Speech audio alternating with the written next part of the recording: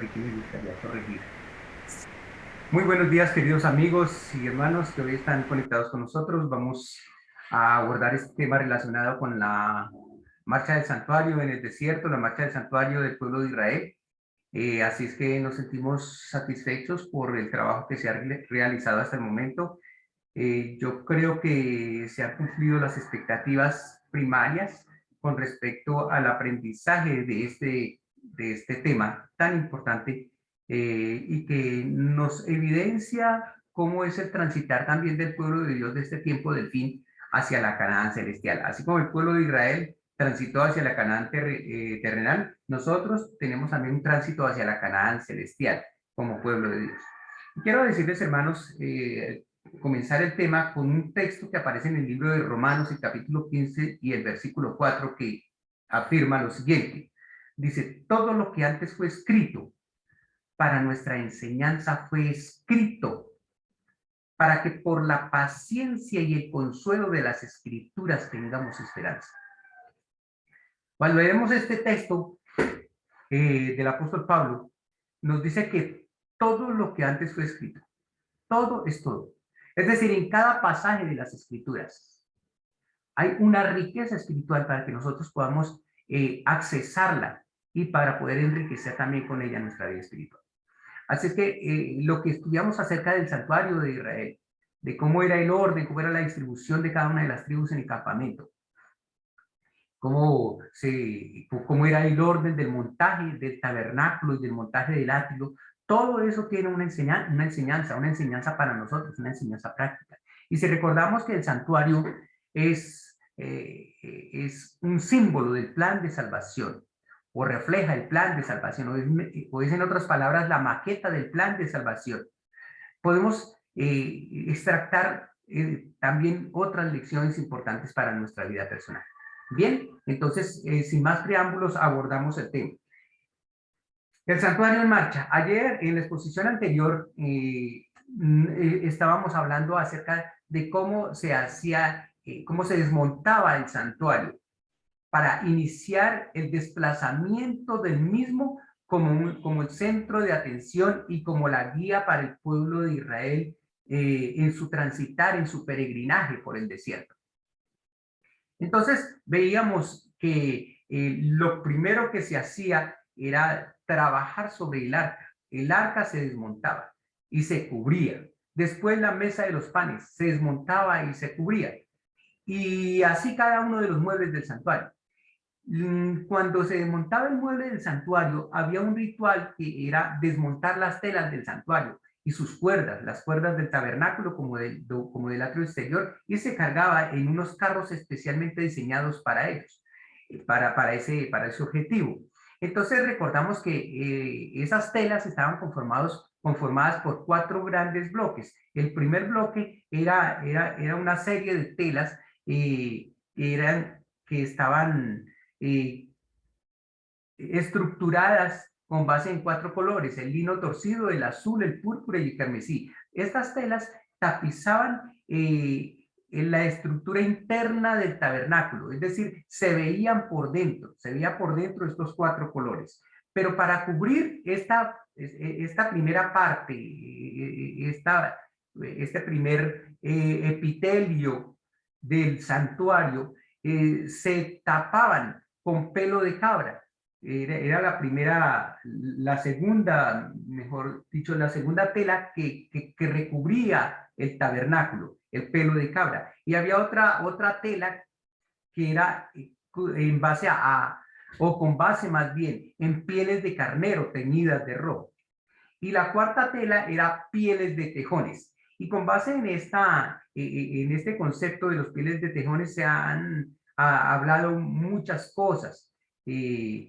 ¿Cuáles eran los tejones? ¿A qué se refiere esta palabra tejón? Y hoy vamos a discutir qué era este animal.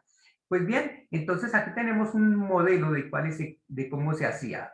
Primero se desmontaba el santuario, se desmontaba la piel de tejón, que era la estructura externa, después la tela roja, después la tela de cabra, después la tela de cabra teñida de rojo, después el pelo de cabra y después entonces el lino torcido con los diferentes colores. Entonces en su orden, tejón, piel de carnero, piel de cabra y la tela de colores. Muy bien.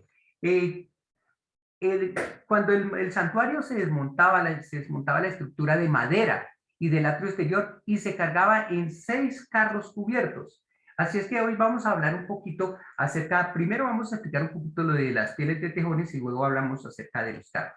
Muy bien, hay unas cosas que nosotros debemos resaltar de este aspecto. Entonces, la forma como se desmontaba el santuario resalta que las telas eran quitadas y transportadas por los gersonitas. Esas telas, ya vimos que en su orden, primero la estructura externa, la cubierta externa de piel de tejón, luego la cubierta de pieles de carnero, después la cubierta de pelo de cabra y finalmente la tela de lino torcido púrpura y carmesí con imágenes bordadas de los querubines, que era lo que se veía. Entonces, por dentro, como un símbolo del cielo, se veía esta tela de diferentes colores, de 4 colores, ¿cierto? Y tenían imágenes bordadas de querubines porque era un símbolo del cielo.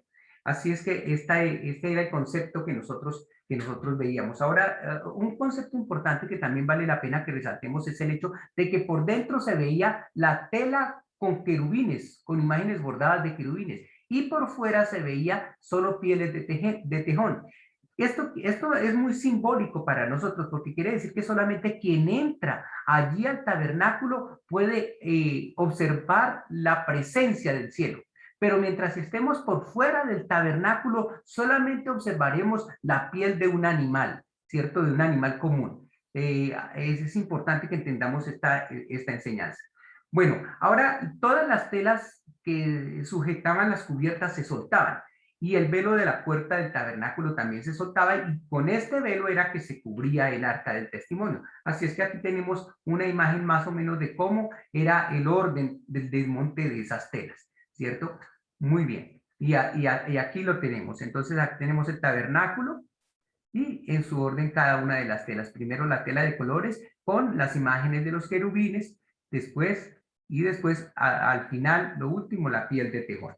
Eso era lo que sucedía. Ahora es importante que nosotros entendamos el papel de la piel de tejón, ¿cierto? ¿Qué significaba o qué significa la piel de tejón? ¿A qué hace alusión esta palabra, tejón?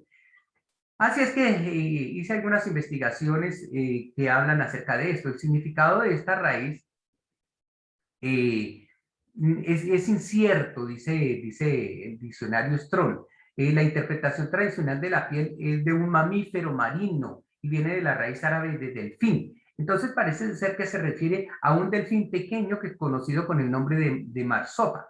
Sin embargo, la raíz puede provenir de una raíz egipcia que significa cuero fino. Como ustedes saben, los delfines tienen un cuero muy especial, dado que pertenecen a los cetáceos tienen un cuero muy particular. En lo personal he tenido la oportunidad de acariciar estos animales, de tocar estos animales, y es un cuero que realmente impresiona por su delicadeza, por su tersura cuando usted posa sus manos sobre él. Así es que, bueno, esto calza con el uso de esta palabra en el libro de Ezequiel, capítulo 16, versículo 10, Ezequiel 16, 10, en donde se utiliza este cuero para la elaboración de sandalias, ¿cierto? De unas sandalias muy finas y de cierto valor, de un alto valor. Encontré que la frase utilizada aquí en el libro de Éxodo, el capítulo 25, versículo 5, referido a pieles de carnero teñidas de rojo, también denota un proceso de curtido de pieles. Esas pieles tienen un proceso muy particular en donde se hacen grandes orificios sobre la roca, allí se deposita una tintura y de esa manera se pueden teñir las pieles. Se sumerge la piel en esas hendiduras de la roca que contienen la sustancia que pigmenta, que transfiere ese color rojo y entonces las pieles quedan teñidas de ese color. Eh, Parece ser que Dios eligió algunos materiales comunes y de fácil acceso en la construcción del tabernáculo, no solamente esa piel de estos animales considerados comunes o inmundos, sino también la madera de la acacia. Entonces no tiene sentido concluir que esta palabra no se refiere a pieles de mamíferos marinos o a pieles de animales comunes. En el libro de Hechos, el capítulo 10, el versículo 14, aparece una frase del apóstol Pedro que dijo, Señor, no, porque ninguna cosa común o inmunda he comido jamás. Y la respuesta de Dios es lo que Dios limpió, no lo llames tú común.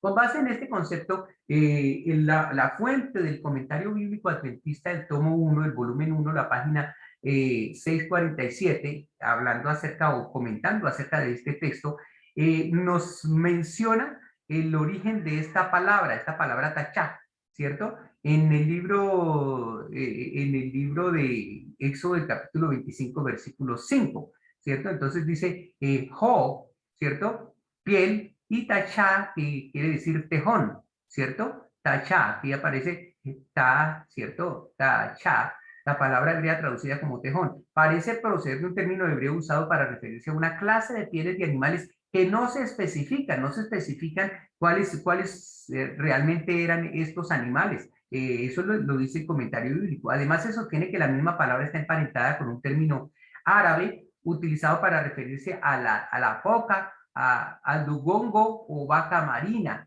que también es un mamífero bastante grande y del cual se utilizaban las pieles. Ese animal es herbívoro, es acuático, llega a tener varios metros de diámetro, o bueno, hoy en día se encuentra en vías de extinción, ¿no? No sé hasta el momento cómo vayan las investigaciones, pero cuando yo estudiaba, la vaca marina era un animal que estaba prácticamente desaparecido. No sé si se ha ya logrado rescatar en este momento. La cabeza de ese animal es redonda y, bueno, tiene ciertas características especiales. Es un mamífero del mar. Las pieles de tejones formaban la cubierta exterior del tabernáculo y eso lo dice en el libro Patriarcas y Profetas de la página 358. Y por ser pieles de animales marinos, parece ser que resistían mejor el ambiente del desierto que los animales terrestres.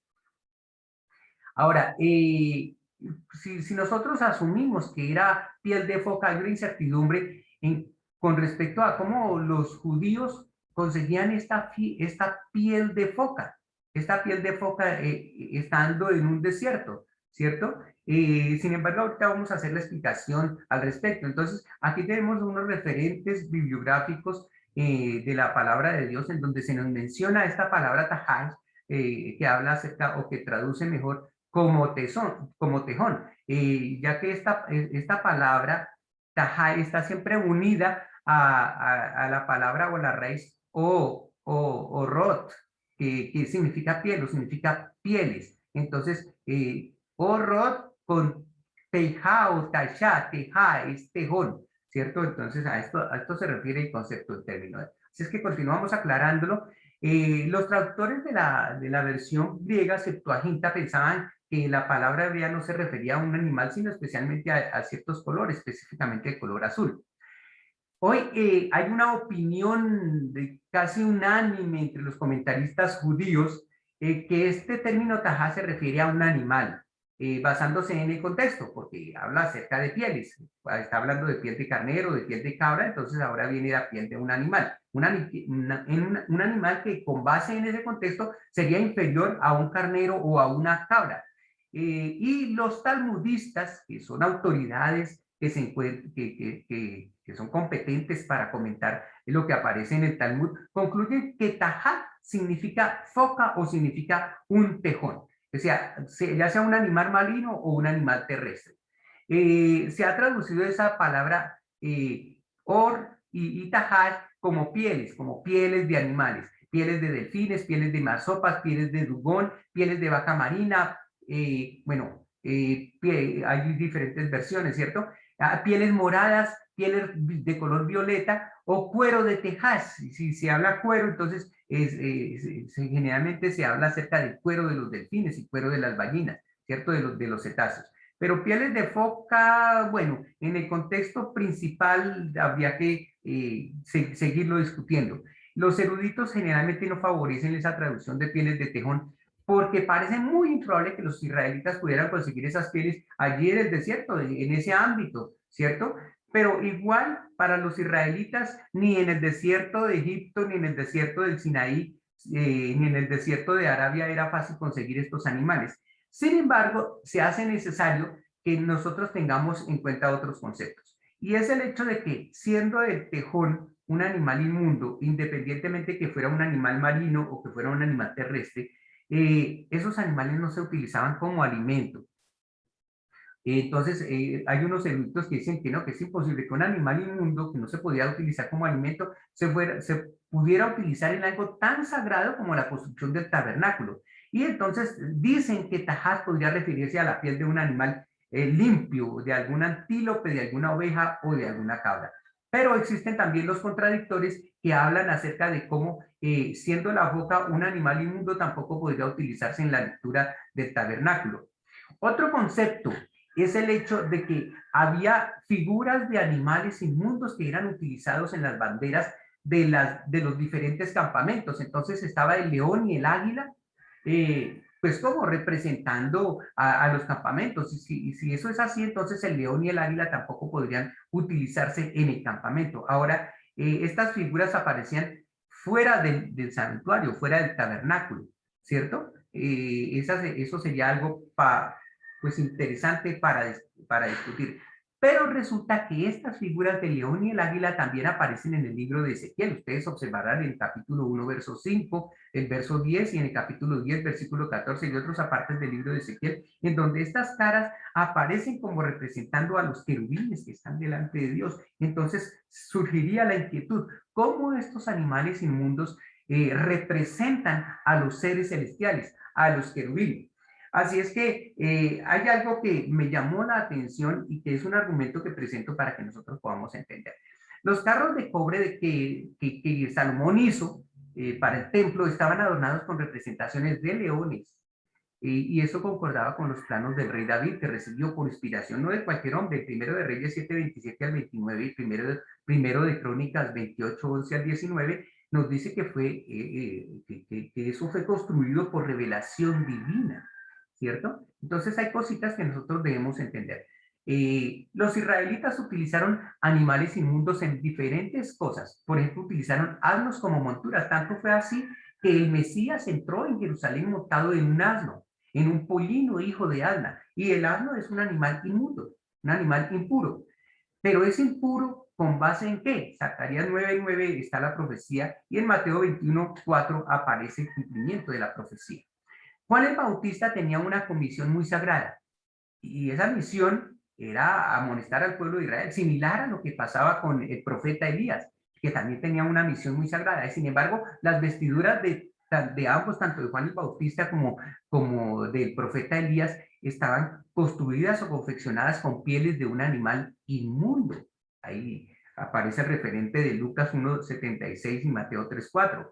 En Levítico 11:4, este era un animal inmundo, ¿cierto? El camello era un animal inmundo, igual que el asno.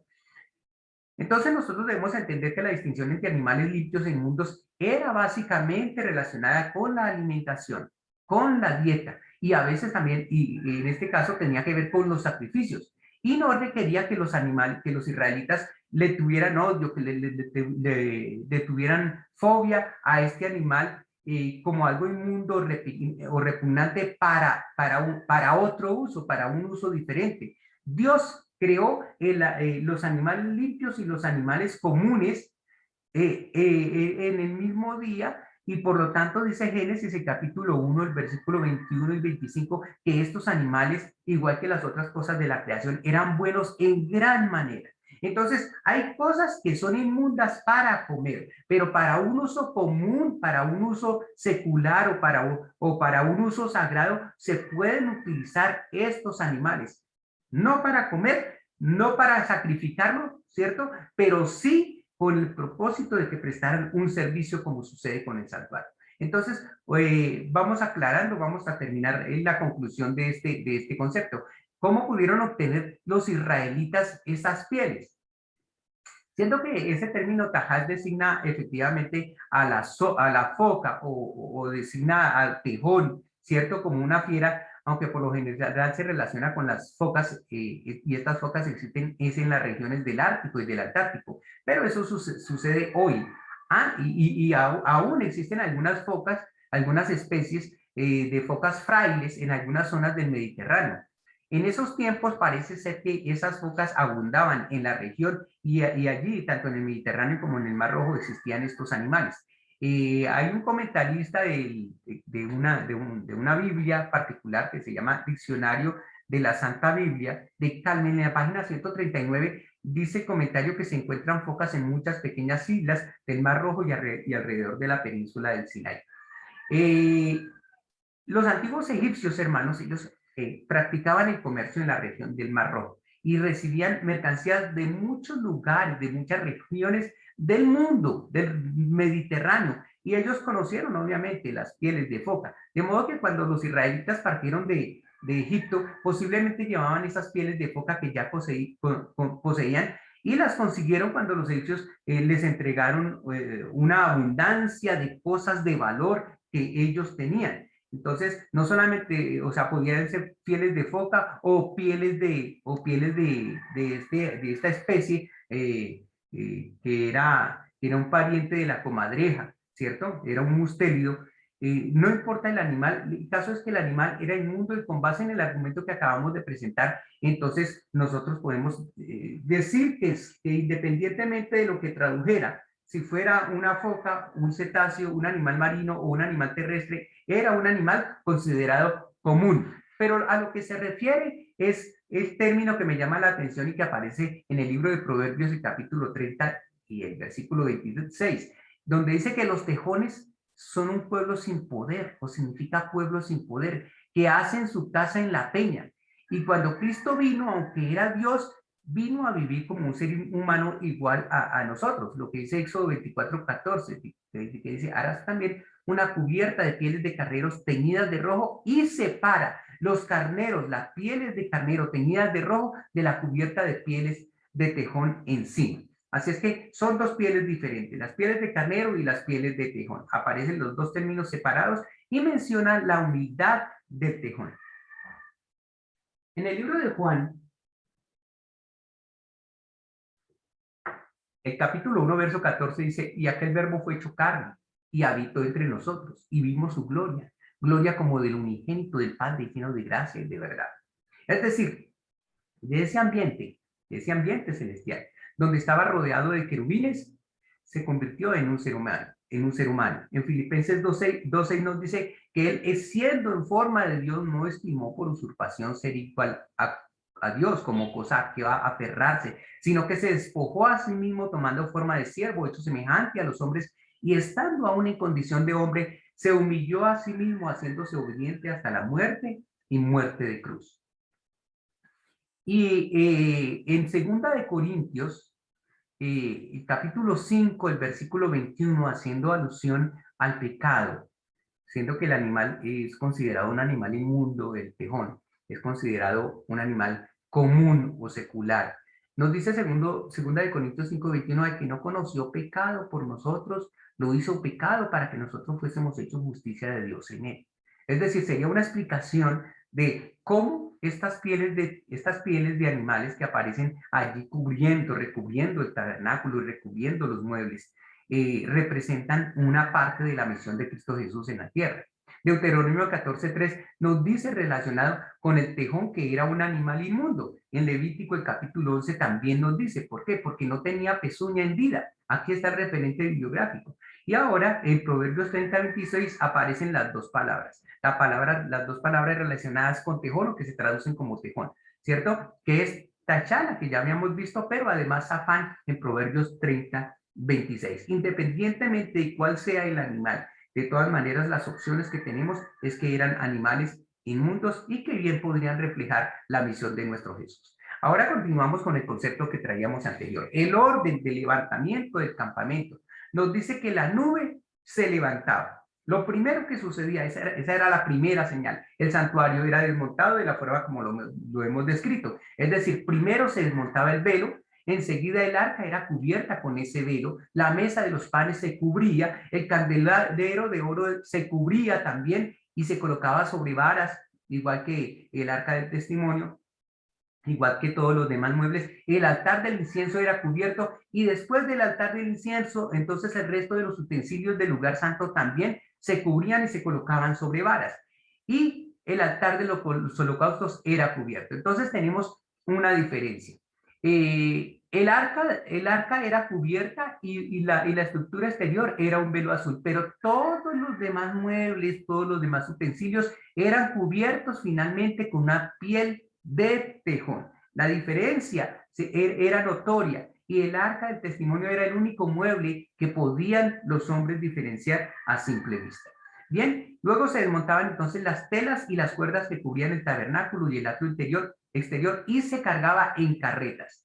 Se desmontaba esa estructura de madera y del tabernáculo y del atrio exterior y se cargaba en carros y eran cubiertos con esas pieles. Pues bien, aquí nosotros tenemos una imagen de cómo, de cuáles eran las estructuras que se cargaban en carros. Surge entonces la pregunta de la forma en que se desmontaba el santuario y también lo que hay que resaltar allí. ¿De dónde sacaron ellos, los israelitas, esos carros? ¿O cómo trajeron esos carros? ¿Cuál fue la procedencia de los carros? Y cómo cada una de las telas que se encontraban recubriendo tanto el tabernáculo como el atrio y que formaban la parte de la estructura externa de cada uno de esos complejos arquitectónicos, nos está evidenciando, nos está mostrando que había un orden de monte y desmonte, tanto para desarmar como para colocar sobre los carros esas estructuras y ser transportadas. Los meraritas utilizaban 4 carros por una sencilla razón, porque la carga de ellos era mayor, era toda la estructura del tabernáculo, ¿cierto? Y los carros no podían ser carros propios, o sea, carros de uso común, debían ser carros también separados y consagrados y dedicados exclusivamente para este fin. ¿De dónde surgieron? Vamos a verlo. Entonces, la palabra de Dios nos menciona en el libro de los Números, el capítulo 7 y el versículo 1, que cuando Moisés hubo acabado de levantar el tabernáculo y lo ungió, o sea, lo separó y lo santificó con todos sus utensilios y asimismo fue ungido el altar y todos los utensilios, entonces los príncipes de Israel trajeron sus ofrendas delante del Señor. ¿Qué trajeron los príncipes? Trajeron 6 carros cubiertos y 12 bueyes. Noten que no procedió de cualquier fuente. Fueron carros confeccionados, diseñados, armados y hechos con el único objetivo de transportar las cosas santas. Eran 12 príncipes, un príncipe por cada tribu. Y entre 2 príncipes se encargaron de construir un carro, ¿cierto? Entonces, por eso eran 6 carros en total, para que cumplieran el objetivo de transportar los muebles del pueblo de Israel. Entonces, por cada 2 príncipes un carro y cada uno un buey, y los ofrecieron delante del tabernáculo para ser separados y santificados con este propósito. En el versículo 6 dice, entonces Moisés recibió los carros y los bueyes y los entregó a los levitas. Escuchen bien cómo fue la distribución. 2 carros y 4 bueyes dio a los hijos de Gersón, conforme a su ministerio. ¿Por qué? Porque su carga era menor, ¿cierto? Pero a los hijos de Merari les dio 4 carros y les dio 8 bueyes, o sea, 2 bueyes alando cada carro, conforme a su ministerio, bajo la mano de Itamar, hijo del sacerdote Aarón. Pero a los hijos de Coat no les dio carro. ¿Y por qué no les dio carro? Porque la carga que llevaban era menor, era más pequeña, ¿cierto? Ellos llevaban esa carga sobre sus hombros. Muy bien, los meraritas eran los encargados entonces de desmontar la armazón o la estructura del santuario, del tabernáculo y también del atrio exterior. Y para que todo se hiciese sin ningún problema, Dios ordenó que se marcaran las tablas. ¡Qué minucia la del cielo! Cada tabla, mis queridos hermanos, se encontraba marcada, tenía un nombre, las basas tenían un nombre, y cada tabla y cada basa estaba asignada a un individuo separado, es decir, se asignaban de manera personal a un levita independiente que se encargaba de desmontarla y de volverla a montar exactamente en su lugar y en su posición original. Esta es una gran lección para cada uno de nosotros. Es posible que yo no tenga la facultad, el talento de la predicación, o el talento de la música, o el talento de administrar, ¿cierto? Pero Dios a cada uno le ha dado una misión. Yo debo cumplir mi misión. Y no significa que el hecho de que mi misión sea aparentemente sencilla sea menos importante que la de otras personas. ¿Qué sucedía? Si una de estas personas, uno de estos levitas encargado de hacer el montaje de una tabla, no lo hacía, pues simplemente todo el edificio iba a perder cohesión, iba a perder solidez y la estructura se podía venir al piso. Por eso la misión de cada uno era importante. Eso evidencia, hermanos, que la misión donde yo estoy debe ser cumplida por mí. Yo soy irreemplazable en ese aspecto, en esa misión. En el comentario bíblico, el tomo 4, la página 855, dice, la asignación individual de una cosa particular se asignaba a una persona en particular. Y en el libro de Números, el capítulo 4 y el versículo 31, nos dice, este será el deber de su cargo para todo su servicio en el tabernáculo de reunión. Las tablas del tabernáculo, sus barras, sus columnas y sus basas, las columnas del atrio alrededor y sus basas, sus estacas y sus cuerdas. Hermanos, aún cada cuerda, aún cada estaca tenía un levita que era asignado para ese efecto. Y con todos sus instrumentos y todo su servicio, y consignarás por sus nombres, consignarás por sus nombres todos los utensilios. Cada utensilio le correspondía a un individuo en particular ser armado, ¿cierto? Y ser colocado en su lugar o ser desarmado, desensamblado de su lugar, que esos individuos tenían que transportar. Pues bien, mis hermanos, entonces con base en esto, nosotros podemos entender que Dios es un Dios de orden, ¿cierto? Y ese orden de Dios está evidenciado aún en cada pequeño detalle del tabernáculo. En el libro de Patriarcas y Profetas, la página 394, nos presenta la siguiente declaración. Dice, Dios es un Dios de orden. Todo lo que se relaciona con el orden, con el cielo, está en orden perfecto. La sumisión y una disciplina cabal distinguen los movimientos de la hueste angélica.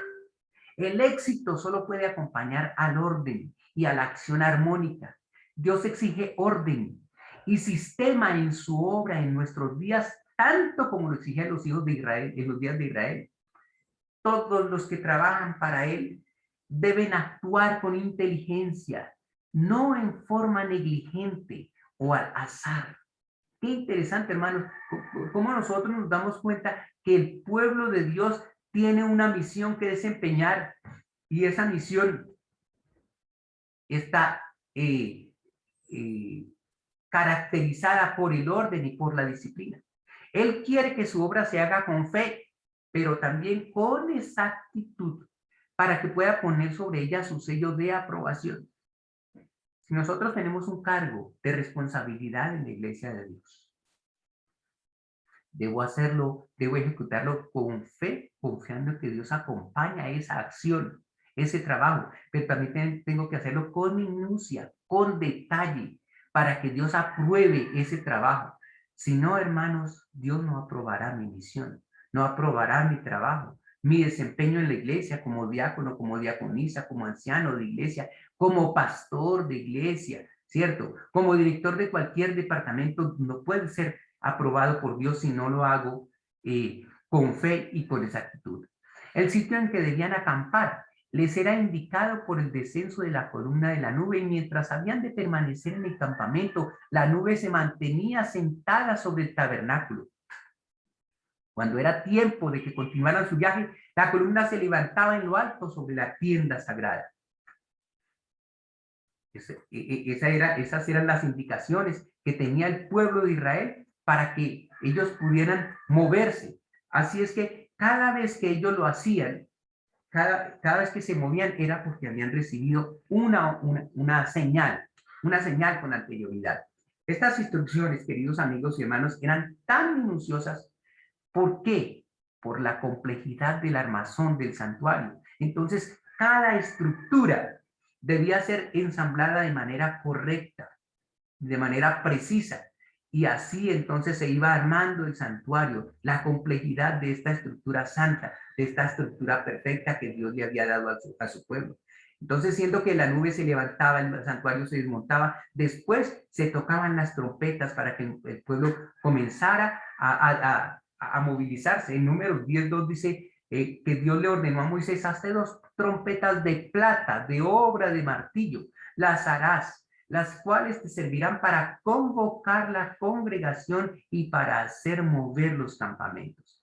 ¿Qué orden tan preciso el que Dios le había expresado a Moisés? Y cuando tocaren la alarma, entonces moverán los campamentos de los que están acampados al oriente, y cada vez que se movían, se tocaban estas trompetas, ya Judá sabía que debía movilizar su bandera como señal para que todo su campamento, conformado por las tribus del mismo Judá, Isaacar y Zabulón, se comenzaran a movilizar y comenzaran a desplazarse. Y después de este fenómeno, entonces dice, partía el campamento de Judá.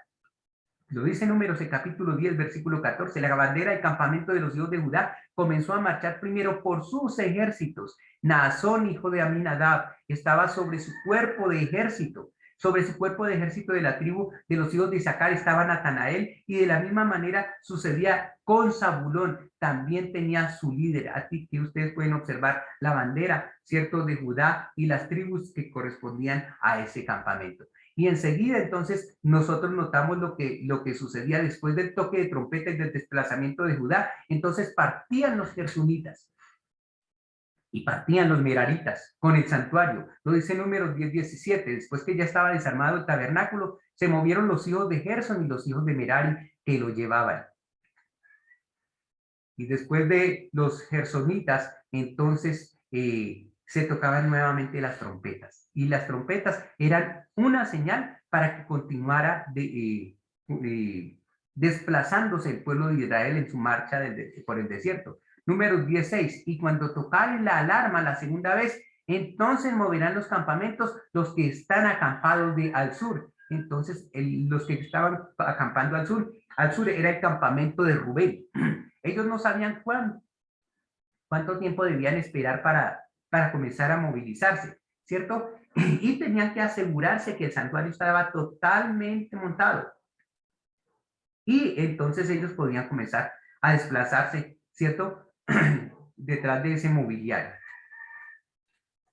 Y después del campamento de Rubén, entonces nos dice que comenzaban a marchar las tribus que formaban parte del campamento: Rubén, Simeón y Gad. Aquí nosotros los podemos observar. Después de esto, entonces, notamos que la nube, que después de todas estas señales de la nube, el santuario, las trompetas y el desplazamiento de cada uno de ellos, entonces partían el último grupo de los levitas, que eran los coatitas, con los muebles del santuario. Comenzaban a marchar. Y recuerden ustedes que los coatitas no tenían carros, ¿cierto? Llevaban las cosas sobre sus hombros. Los muebles los llevaban sobre sus hombros. Aquí tenemos una imagen de los mismos. Entonces la nube se levantaba después que el santuario se desmontaba y todo esto sucedía, y los coatitas le correspondía entonces el desplazamiento a las últimas 2 tribus: el campamento de Efraín, que se encontraba al occidente, ¿cierto? La bandera del campamento de Efraín, como aparece en Números, el capítulo 10, el versículo 22, y las tribus que lo acompañaban, que eran Manasés y Benjamín, acompañaban el campamento de Efraín. Y después le correspondía el turno a la última tribu, o al último campamento, que era el campamento de Dan, y también entonces las tribus que acompañaban al campamento de Dan, ¿cierto?, que eran precisamente las de Aser y Neftalí, que era la última tribu que se desplazaba. Entonces, con base en esto, nosotros podemos ver que había un orden perfecto en el desplazamiento: la nube, el santuario, las trompetas, el campamento, y siempre lo hacían en ese mismo orden, de manera precisa, porque ya Dios les había dado la indicación. Bien, entonces aquí tenemos como una dinámica para que ustedes más o menos comprendan cómo era el orden o cómo era que se hacía este desplazamiento. Veamos, entonces primero la nube, luego después de la nube seguía el arca del testimonio donde la nube se asentaba, allí llegaban los sacerdotes y colocaban el arca en ese lugar. La tribu de Judá, Isaacar y Zabulón. A continuación los gersonitas y meraritas con el santuario. Después la tribu de Rubén. A continuación la tribu de Gad y la tribu de Simeón. Enseguida todos los muebles transportados que eran transportados por los coatitas, y detrás de ellos las últimas tribus que correspondían a Efraín, el campamento de Efraín con Manasés y Benjamín, Dan con Aser y Neftali. Esa era la dinámica del desplazamiento del pueblo de Israel. Y entonces ellos quedaban ubicados de la manera como aparece en la gráfica. Primero, la presencia de Dios, el Shekinah, la nube indicaba dónde debía colocarse el arca.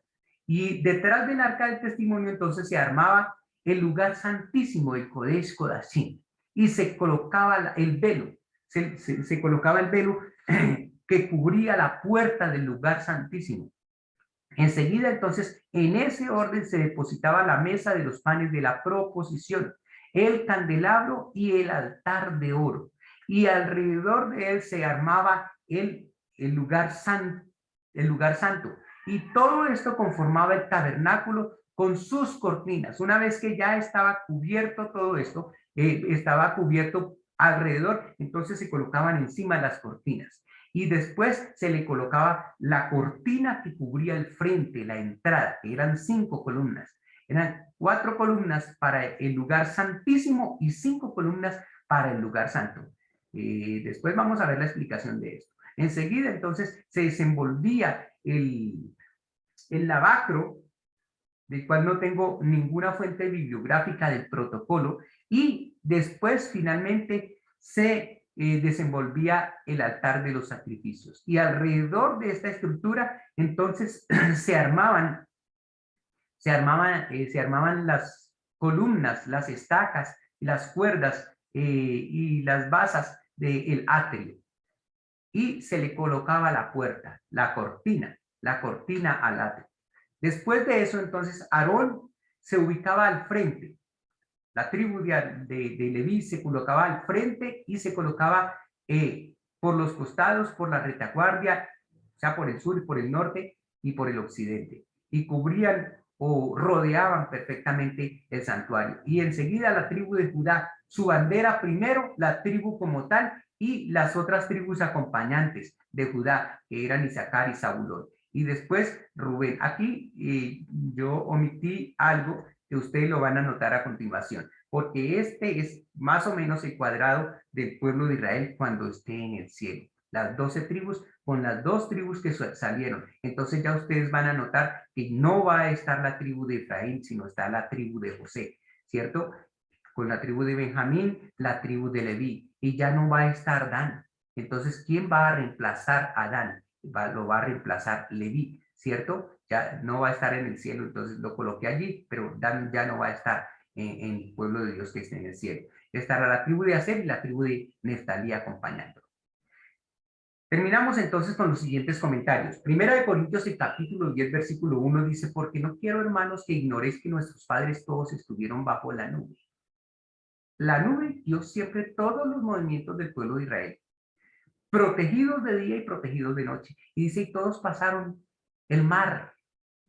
El mar es un símbolo de pueblos, muchedumbres y naciones y lenguas. Y nosotros estamos en un mundo conformado por aproximadamente 8.000 millones de habitantes, con una misión extraordinaria. Y Dios nos está llamando para que nos desplacemos hacia la Canaán celestial, hacia una capital diferente, la Nueva Jerusalén. Y dice el versículo 2, todos en Moisés fueron bautizados en la nube y en el mar, y todos comieron el mismo alimento espiritual. ¿Todos comieron del maná?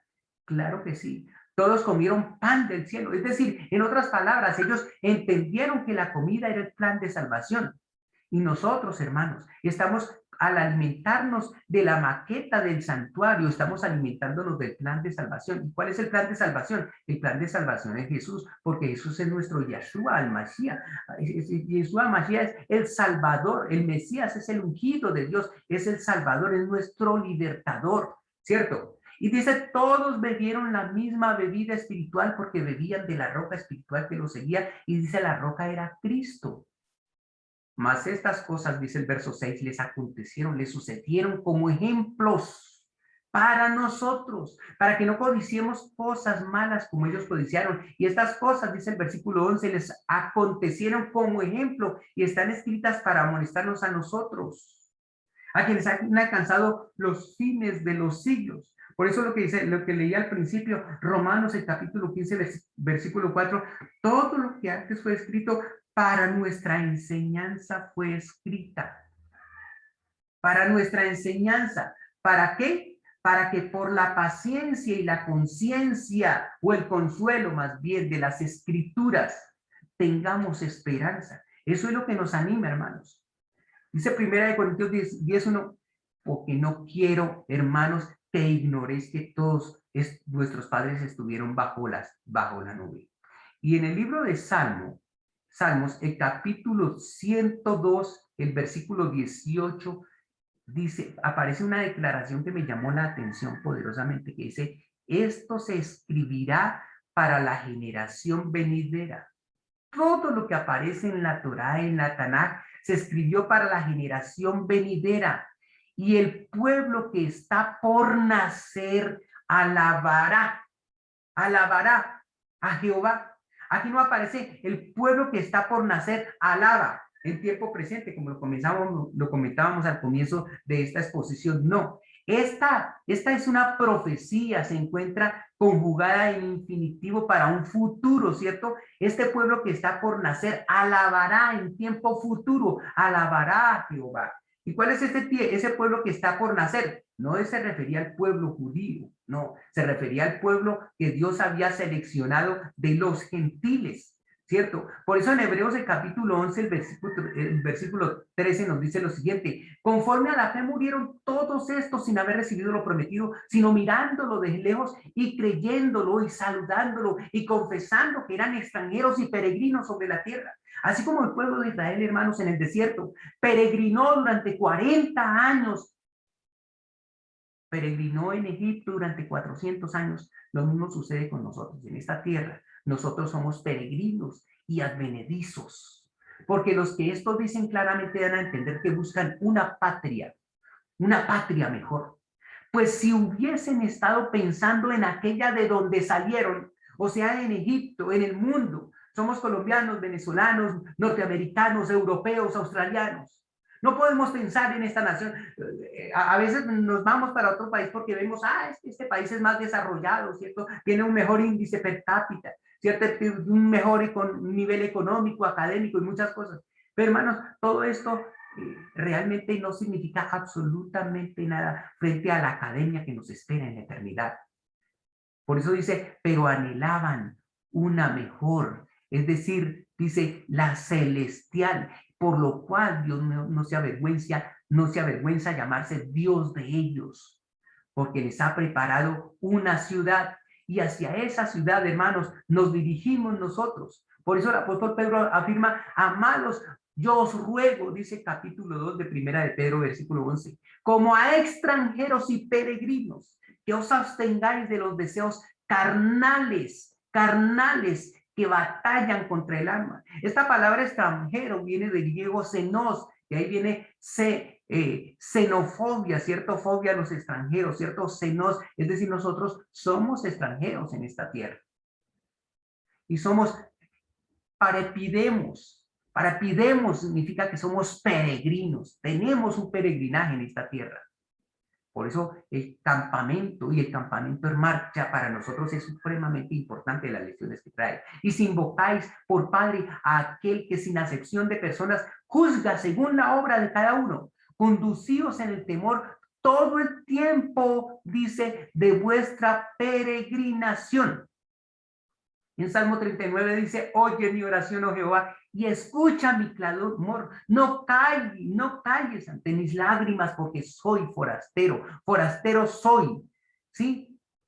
Para ti, y advenedizo como todos mis padres. Primero de Crónicas 29:15, porque nosotros, extranjeros y advenedizos, Somos delante de ti como todos nuestros padres, y nuestros días sobre la tierra son como sombra que no dura. Hermanos, esta lección, esta conclusión de la palabra de Dios nos muestra cómo somos en esta tierra. Moisés, cuando levantaba el tabernáculo por la mañana, cuando comenzaba a desplazarse el pueblo de Israel, y por la tarde presentaba una oración. Y esa oración decía lo siguiente, y está plasmada también en el libro de los Números de capítulo 10. Versículo 35 dice, cuando el arca se movía por la mañana, Moisés decía, levántate, oh Señor, y sean dispersados tus enemigos, y huyan de tu presencia los que te aborrecen. Y en la tarde mencionaba otra oración. Cuando el arca se detenía, decía, vuelve, oh Señor, a los millares de Israel. Aquí aparece la referencia. Y aquí, hermanos, aparece el plan de salvación en los nombres de las tribus de Israel. Rubén, Simeón, Leví, Judá, Dan, Neftalí, Gad, Aser, Isaacar, Zabulón, José y Neftalí. ¿Cierto? Rubén ve da un hijo, Simeón, Jehová oye y responde, Leví, compañía y unidad, Judá significa alabanza y gratitud, Dan, me juzga, Neftalí, luchar y vencer o mi lucha, Gad, fortuna, hacer Neftalí, feliz recompensa, Isaacar, salario, Zabulón simboliza dote, regalo, morada, José, añadidura, aumento, Benjamín, hijo a la diestra. Y este es un homenaje para el profesor Abel Tuirán, que tradujo esta frase bonita del plan de salvación y que dice, ved al Hijo, quien oyendo que perdimos la unidad con el cielo, dejó la alabanza y vino como juez, como célebre juez, para defender mi lucha, Neftalí, trayendo la fortuna de Zabulón, ¿cierto? Y feliz recompensa de mi morada, Zabulón, ¿cierto? A un lugar a su diestra, como lo dice Benjamín, aumentó añadidura, ¿cierto? Añadió, me dio un lugar a su diestra, el plan de salvación. Ved al Hijo, quien oyendo que perdimos la unidad, dejó la alabanza y vino como célebre juez para defender mi lucha, trayendo la fortuna y feliz recompensa de mi morada, un lugar a su diestra. Dios quiere que nosotros, hermanos, nos sentemos también a su diestra, así como Jesús, nuestro hermano mayor, ya lo hizo. Cada nombre es significativo. Estudiando después los 144,000, nosotros vamos a ver el gran significado de todo este tema. Muy bien, queridos hermanos, ¿qué podemos aprender? Mientras vamos a la Canaán celestial, la forma como el pueblo de Israel era dirigido por Dios, como era guiado. Cada mañana entonces elevamos una oración a Dios pidiéndole su protección.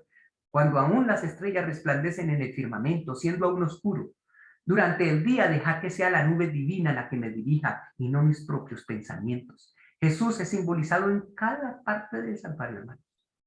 Cada detalle del santuario es un símbolo de Jesús. Por eso Jesús debe habitar en cada parte de mi vida y debe ser el centro de mi vida. Al acabar el día, debo entonces elevar una oración rogándole al Señor que siga acampando en mi corazón. Por eso nuestra oración en esta mañana debe ser el encomendar mi vida, mi mente y todos los actos a mi Padre eterno. Oremos, mis queridos hermanos. Padre Celestial que estás en los cielos, nos sentimos felices, Señor, con este tema que hemos podido compartir. Aunque, Señor, muy somero, realmente muy poco profundo, pero esperamos que lo que se haya compartido aquí, Señor, establezca las bases de nuestro conocimiento, tanto del desplazamiento del pueblo de Israel durante el desierto, como de su ubicación y distribución cuando acampaban, cuando se sentaban en un lugar fijo.